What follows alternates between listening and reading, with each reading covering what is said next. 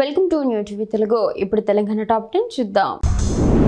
మెదక్ జిల్లా పాపన్నపేట మండలంలోని నాగసానిపల్లి గ్రామంలోని శ్రీ ఏడుపాయల వనదుర్గ భవాని అమ్మవారిని ప్రత్యేకంగా అలంకరించారు. ఈ సందర్భంగా ఆలయంలో అమ్మవారికి ప్రత్యేక పూజలు, అభిషేకాలు, హారతులు నిర్వహించారు. నాచారంలో బాలామృతం ప్లాంట్ ప్రారంభ కార్యక్రమంలో సీఎం రేవంత్ రెడ్డి పాల్గొన్నారు.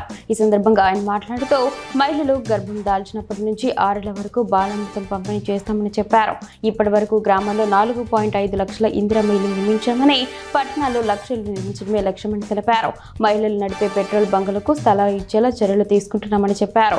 2034 నాటికి 1 కోటి మంది మహిళలకు కోటీశ్వరులు చేస్తామని సీఎం రేవంత్ స్పష్టం చేశారు. కాంగ్రెస్ అసమర్థతతో మేడిగడ్డ వద్ద 1,00,000 క్యూసెక్కుల నీళ్లు వృధాగా సముద్రంలోకి పోతున్నాయి. మేడిగడ్డ వద్ద కాకుండా దానిపైన ఉన్న కన్నెపల్లి వద్ద నుంచే మోటార్లు ఆన్ చేసి నీళ్లను ఎత్తిపోసుకోవచ్చు. ఎత్తిపోసి పైన ఉన్న అన్ని రిజర్వాయర్లను నింపుకోవచ్చు.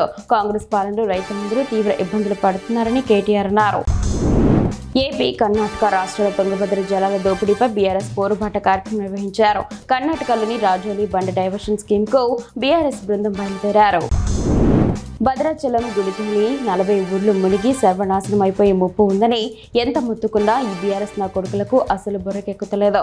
సాక్షాత్తు ఇండియన్ ఆర్మీకి వెళ్లి ఎక్స్పర్ట్ వచ్చి నెత్తిలోరు బాదుకుంటున్నా కనీసం సిగ్గు సరం లేకుండా బీఆర్ఎస్ గట్లనే ఉన్నారు.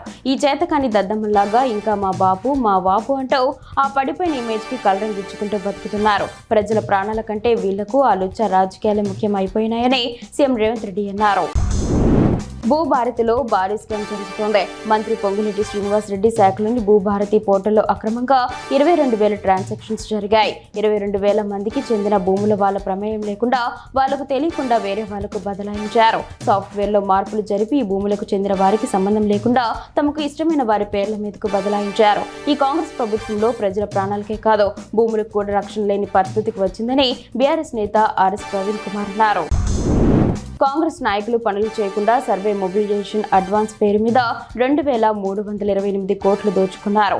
మా బీఆర్ఎస్ ప్రభుత్వం వచ్చాక మొబిలైజేషన్ సిస్టమ్ రద్దు చేశాం. గత నాయకులు చేసిన దోపిడీతో ఈపీసీ విధానాన్ని కేసీఆర్ రద్దు చేశాడు. మా ప్రభుత్వం ఏర్పడ్డ 4 రోజులకే నీటిపారుదల శాఖ మంత్రిగా ఉన్న నేను ఆనాడు మహారాష్ట్రలో ఉన్న కాంగ్రెస్ ప్రభుత్వంలోనే నీటిపారుదల శాఖ మంత్రి దగ్గరకు వెళ్లి తుమ్మిడి హట్టి దగ్గర ప్రాజెక్టు కట్టడానికి అనుమతి ఇవ్వమని కోరాను. దానికి ఆయన మా కాంగ్రెస్ ముఖ్యమంత్రి అడిగితేనే అనుమతి ఇవ్వలేదు, మీకు అనుమతి ఇవ్వం అని అన్నాడు అని హరీష్ రావు అన్నారు. ఈ మధ్య తెలంగాణలో రాజగోపాల్ రెడ్డి ఏం మాట్లాడినా అది సెన్సేషన్ అవుతుంది. రేవంత్ రెడ్డి నేనెక్కడికి వెళ్ళినా నా మీద గట్టి నిఘా ఉంచుతున్నారు.